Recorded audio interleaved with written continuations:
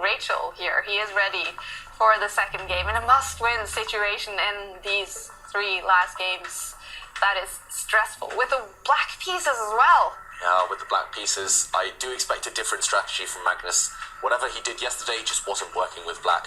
He can't just play these openings where he's provoking Nakamura into finding good moves, forcing Nakamura to find good moves, because Nakamura will find those. And yeah, I expect to see actually a completely different opening from Magnus Carlsen.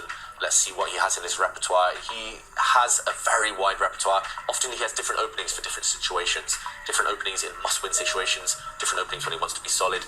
Let's see what he chooses today. He doesn't go for the King's Pawn like he did yesterday. We see a Sicilian from Magnus Carlsen. We see, okay, not the open Sicilian, not the most dynamic opening in chess. No full-blooded fight yet. But instead a bishop b5 check Sicilian, as they call it, signified by white's bishop bringing itself out and checking that black king very, very early on. And okay, Nakamura with this last move using one of Magnus's ideas against him.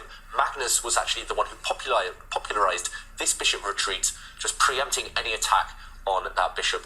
The white bishop there characterizes the whole opening. If it survives for white, if it finds some better squares later on, if white's able to build a pawn center, then white has the advantage. But for now, black is very solid. And there we go, black's knight attacking white's pawn in the middle of the board, white ignoring the attack on that pawn. This is a well-known sacrifice. It's supposed to be very, very dodgy to actually capture that pawn in the middle of the board for black. You don't have enough piece development. Black's king still in the middle. You can't get away with capturing that black pawn with your knight. Can't get away with moving the same piece twice. And there we go, Magnus just moving some pawns. Soon we'll see him bring his bishop out and get that black king to safety. He needs to rush with that. Nakamura looking down meanwhile, just trying to recall something. For sure he studied this before. This is a very well-known position. And he brings his knight out. Yeah, this has actually been played before, and it's actually been played by many grandmasters, Anish Giri, Sergei Karyakin, and okay, we have some moves that both sides are getting ready with the development and setting the scene for later stage.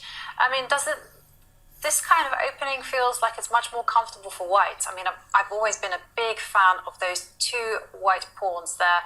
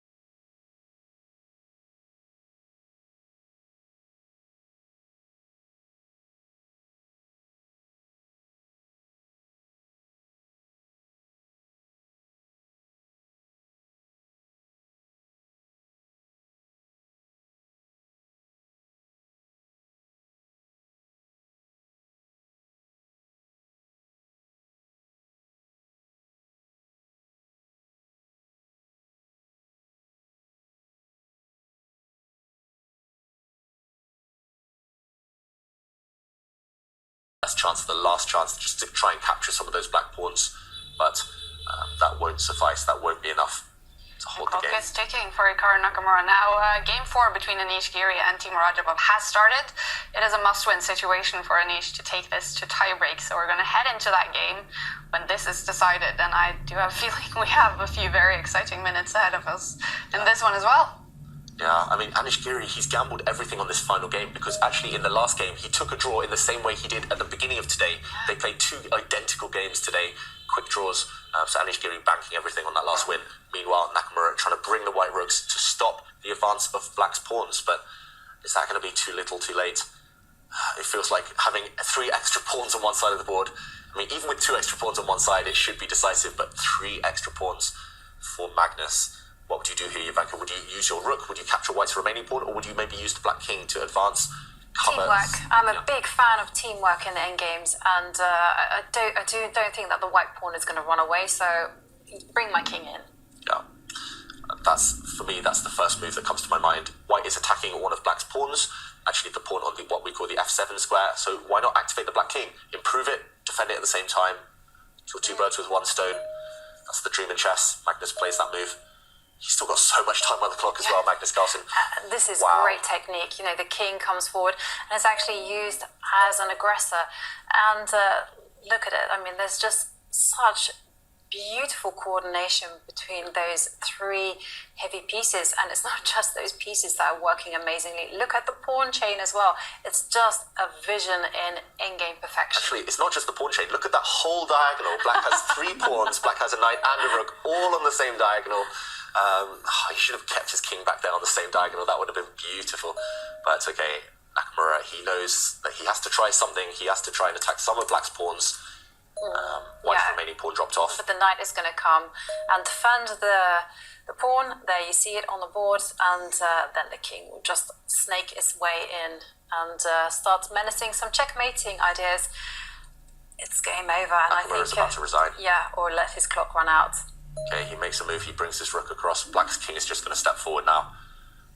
Too many pawns, too much action. Actually, Nakamura resigns without waiting for Magnus to move. Wow, and Magnus raises his eyebrows. He looks a little bit shocked, but there the reaction comes. There's